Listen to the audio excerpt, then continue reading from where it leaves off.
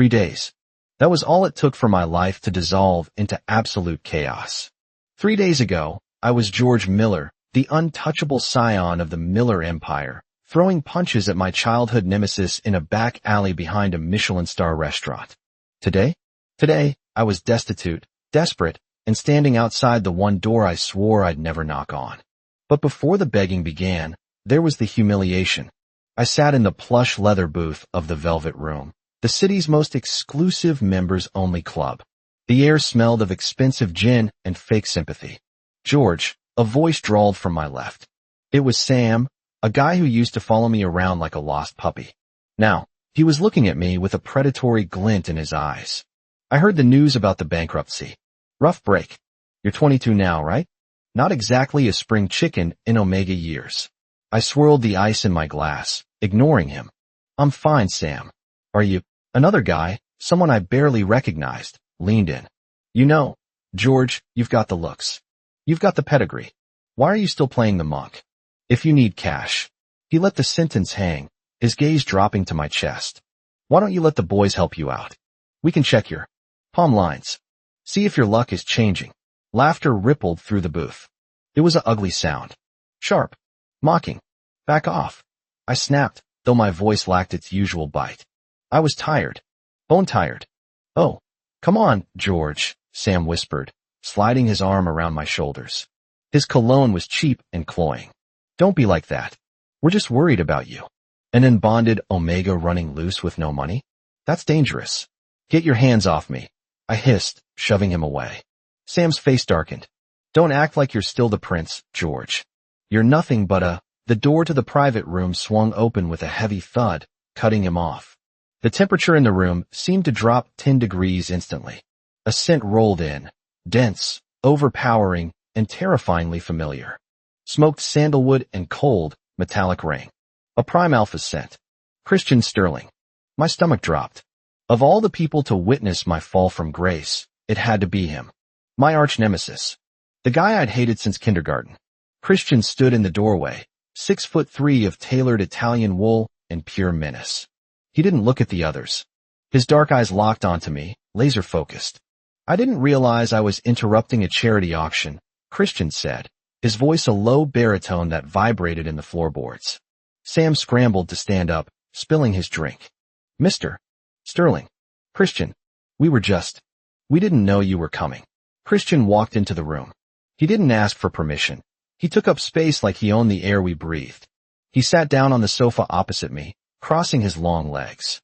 "I wasn't invited," he said calmly. "Do you mind?" He was looking at me. I slammed my glass down on the table. "Yes, I mind. Get out." The room went silent. You didn't talk to Christian Sterling like that. Not anymore. Not when his family basically owned half the city and mine was busy liquidating assets. Christian just smirked. It was a cold, infuriating expression. "Make me." Sam, trying to recover the mood, leaned back in towards me. Now, George. Don't be rude. Christian is practically royalty. We should be honored." He tried to drape his arm around me again, squeezing my shoulder possessively. "We're all friends here, right?" I saw Christian's eyes flicker. A flash of gold in the darkness of his irises. He looked at Sam's hand on my shoulder, and for a second, I thought he was going to kill him. "Touch him again," Christian said, his voice barely a whisper, "and you lose the hand." Sam froze. He snatched his arm back like I was on fire. The party died right there. People started muttering excuses, grabbing coats, fleeing the suffocating pressure of Christian's pheromones. Within 2 minutes, the room was empty. I stood up, my legs shaking. "You ruined everything, Sterling." "I saved you," he countered, not moving from the couch. "I didn't need saving. Especially not from you." I turned on my heel. "I'm leaving." I stormed out, heading for the underground parking garage. My heart was pounding against my ribs. I hated him. I hated how he looked at me, like I was a puzzle he was bored of solving. I reached my car, my last remaining asset, a sleek black coupe, and yanked the door open. Before I could slide in, a hand slammed against the metal frame, boxing me in. Going somewhere. I spun around. Christian was there. He moved too fast for a human, too quiet for an alpha of his size. "Get away from me," I shouted, my voice echoing off the concrete walls. He didn't listen. He stepped closer, invading my personal space until his chest brushed against mine. He grabbed my chin, his fingers digging into my jaw, forcing me to look up at him. Let go. I struggled, but he was like a statue. Immovable. You smell like distress, Christian murmured, leaning down. He inhaled deeply near my neck, and a shiver of pure, unadulterated fear, and something else, shot down my spine. And you smell like that cheap Beta's cologne. It's disgusting. Screw you. I yelled. Don't touch me. He pressed me back against the open car door. His hips pinned mine, and I gasped. The contact was electric. And terrifying. Because I could feel him. I could feel how hard he was. You pervert. I screeched. You're getting off on this? On bullying me. Christian's eyes were dark, dilated. You have no idea what I get off on, George. He reached past me, his arm brushing my waist, and snatched my car keys out of the ignition. Hey, give those back. He held them up, dangling them just out of my reach. He was close. Too close. I could smell the sandalwood, rich and intoxicating. It made my omega instincts haywire. My inner biology wanted to bare my neck. My rational brain wanted to punch him in the throat. You want them? Christian asked, his voice dropping to a gravelly purr. Beg. I will never beg you for anything. I spat. Is that right? He stepped back, the heat vanishing, leaving me cold and trembling. He tossed the keys back at me. I fumbled to catch them. Remember that, George. Next time you come find me. And you will. Remember the price is high. He turned and walked away, his footsteps echoing in the silence. I won't find you. I screamed at his back. I'd rather die. Drive safe, sweetheart. He called back without turning around. Christian. I watched him drive away, the roar of his engine covering the sound of my own ragged breathing. My hands were shaking. I clenched them into fists, fighting the urge to chase him down, to drag him out of that car and lock him in my penthouse until he smelled like nothing but me. Soon, I whispered to the empty garage. George Miller. My obsession. My torment. I remembered when it started. Kindergarten. He was wearing a ridiculous yellow dress because his mother wanted a girl. Other kids laughed. I pushed a kid into the sandbox for him. George yelled at me. He thought I was pitying him. He's hated me ever since. And well, hate is a passionate emotion, isn't it? My phone buzzed. It was my assistant. Mr. Sterling, she said. The Miller family assets are frozen. The bank is calling in the loans tomorrow morning. Good, I said, lighting a cigarette, the flame illuminating the darkness of the garage. Let them sweat for exactly 12 hours. Then, make sure the father knows there's a private investor willing to talk. And the conditions, sir? I exhaled a plume of smoke. He knows the condition. He just doesn't know who the buyer is yet. George, I was wrong. I would rather die, I said. But when I walked into my house and saw my father weeping at the kitchen table, his head in his hands, and my mother pacing the floor with red-rimmed eyes, my pride evaporated. There's no one, George, my dad choked out. I've called everyone. The only offer. It's a shark. Someone wants a controlling interest. They want a guarantor. Who? I asked, though I already felt the sickness rising in my throat. Sterling Industries. Of course. I didn't sleep. I stared at the ceiling until the sun came up, weighing the value of my soul against my parents' lives. By noon, I was standing in the elevator of the Sterling Tower, watching the numbers climb. The penthouse door opened. Christian was waiting. He was wearing a black silk shirt, unbuttoned at the top, sleeves rolled up to reveal thick forearms. He held a glass of whiskey, though it was barely lunchtime. You're late, he said. I stepped inside. The apartment was like him, cold, expensive, beautiful, and intimidating. I didn't say I was coming. I knew you would. He turned and walked to the massive sofa, sitting down and spreading his arms along the backrest. So, let's hear it.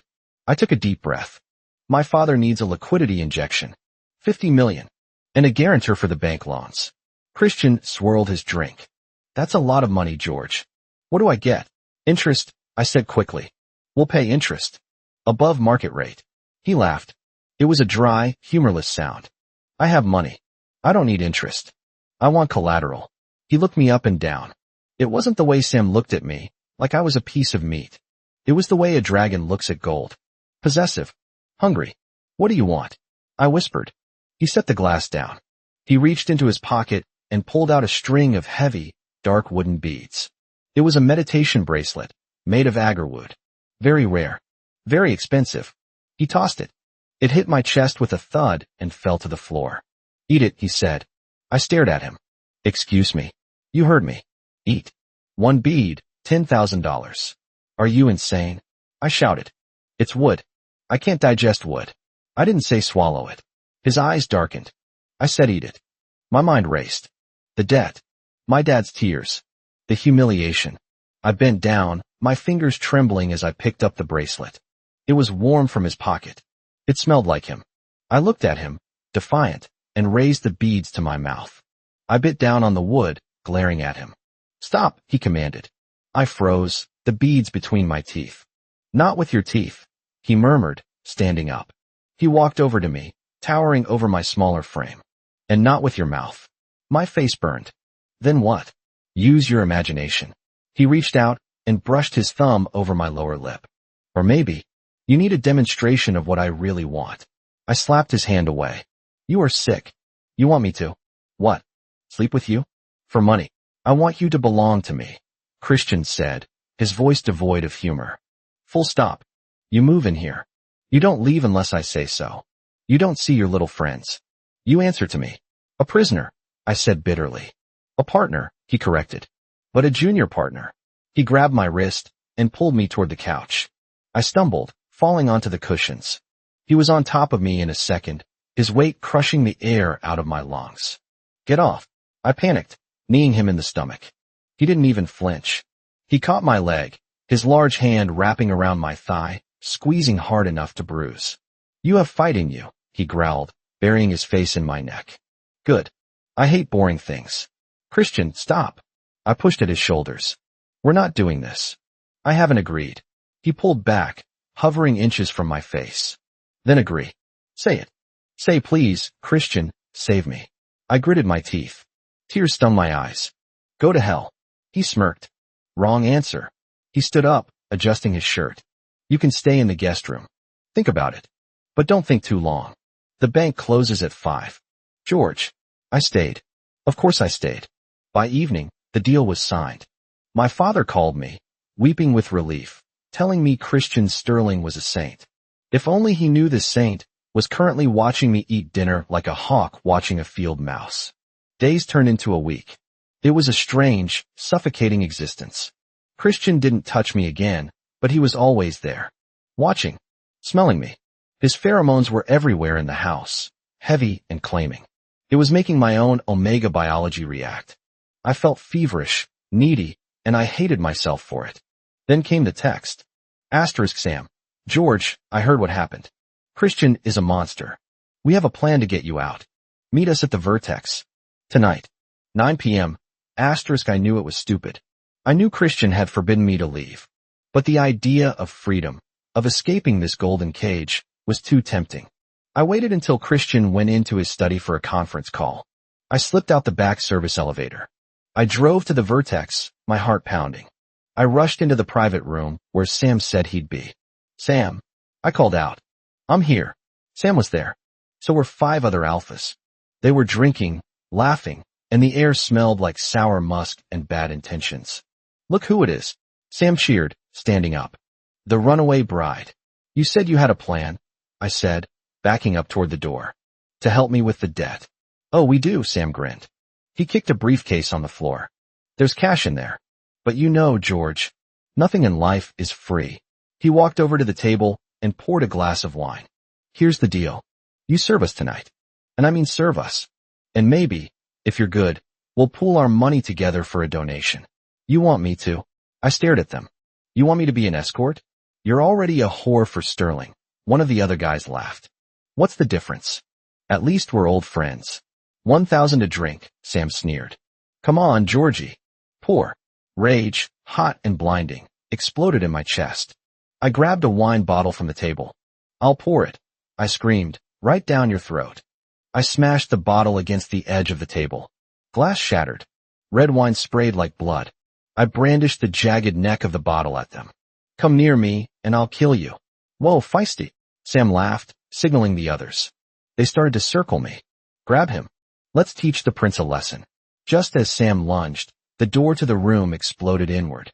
It didn't open, it was kicked off its hinges. Christian Sterling stood there. And this time, he wasn't calm. He wasn't the cool, collected CEO. He was a prime alpha in a murderous rage.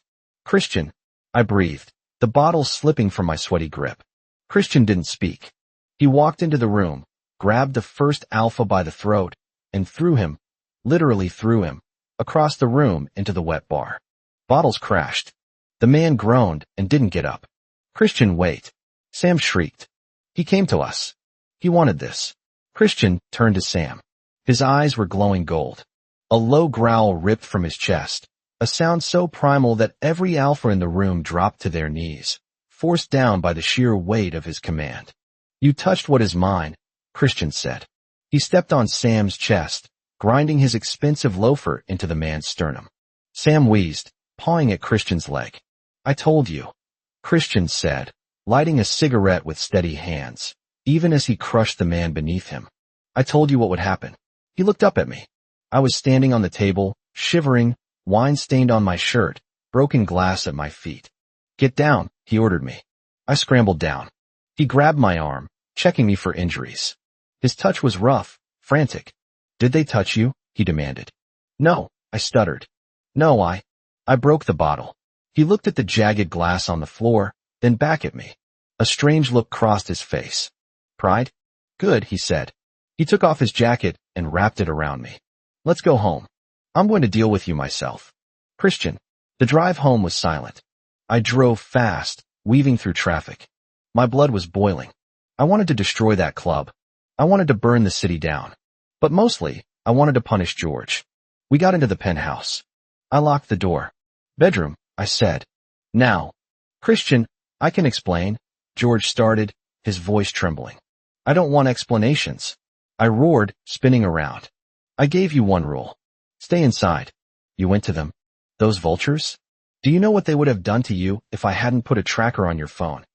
He flinched. You tracked me. Of course I tracked you. You belong to me. I marched over to him, grabbed him by the waist, and threw him over my shoulder. He kicked and screamed, hammering his fists against my back, but I carried him into the bedroom and tossed him onto the bed. He scrambled backward against the headboard. Don't. Christian, please. I ripped my tie off. Give me your hands. No.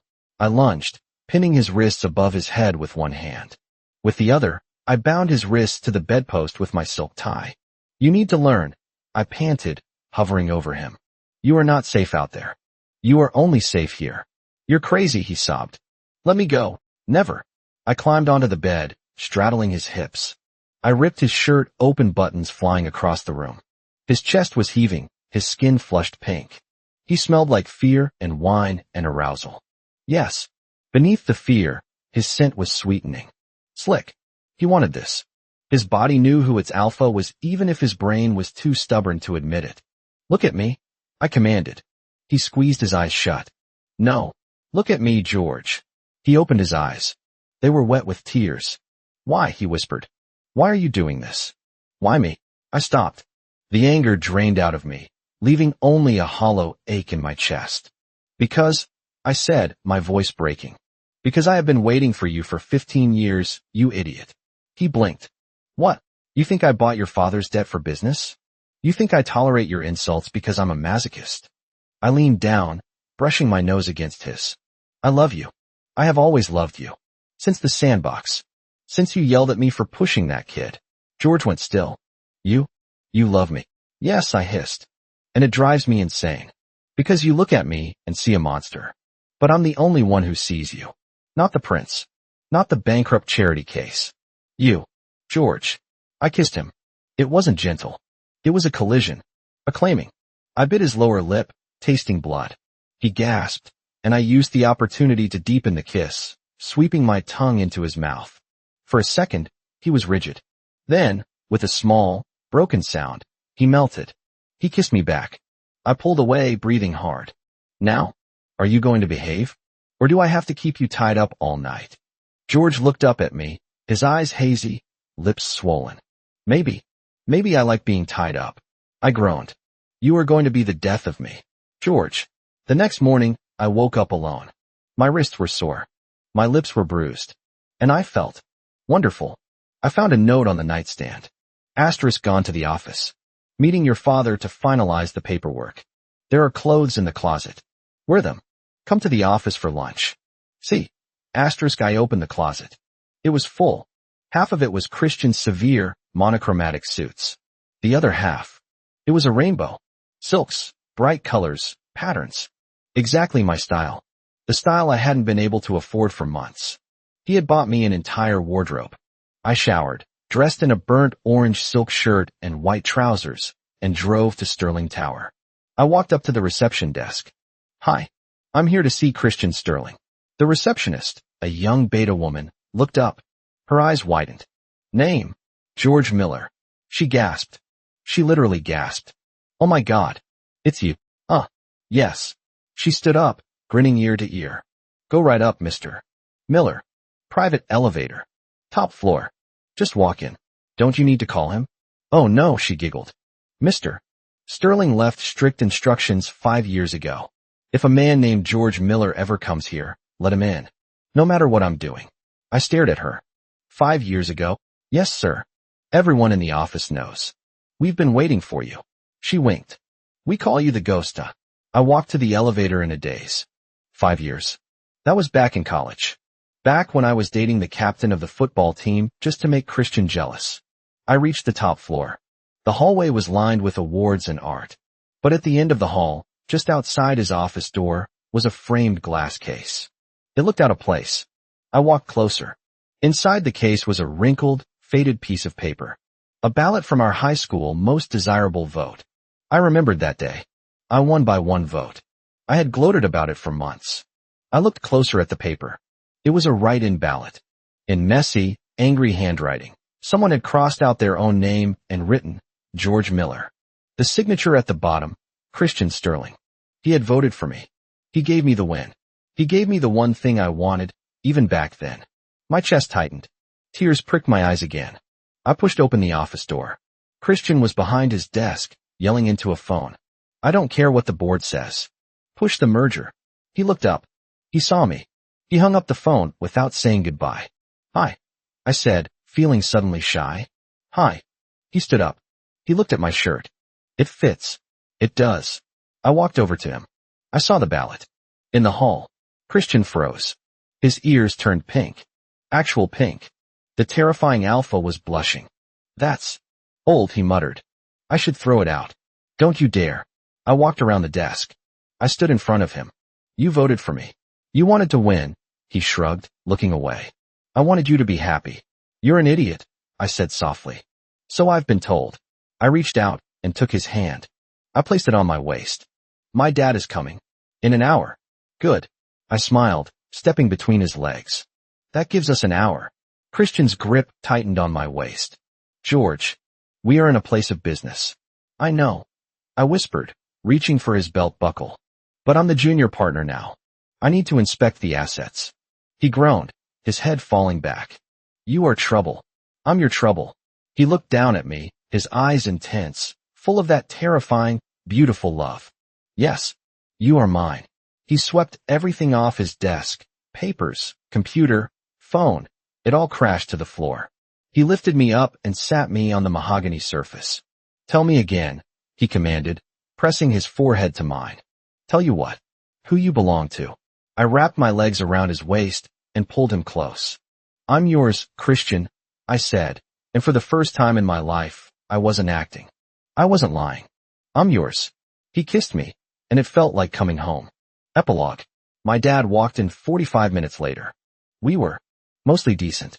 My hair was a mess and Christian's shirt was untucked, but we were sitting in chairs like civilized human beings. George. Dad beamed. Christian tells me the restructuring is going well. Very well, sir, Christian said, his voice smooth, though his hand was gripping my knee under the table tightly. I'm so glad you two finally buried the hatchet, Dad sighed, sitting down. I always said, if I had a daughter, I'd want her to marry a man like Christian. I snorted. Dad, please. What? Dad looked innocent. I'm just saying. He's family now. I looked at Christian. He was looking at me, a small, secret smile playing on his lips. He squeezed my knee. Yes, Christian said, his golden eyes shining. Family. I leaned back, feeling the warmth of his hand, the scent of sandalwood and rain surrounding me, protecting me. The bankruptcy, the fear, the humiliation, it was all gone. I was George Miller, and I had finally found where I belonged, right in the clutches of the big, bad wolf. And honestly, I wouldn't have it any other way.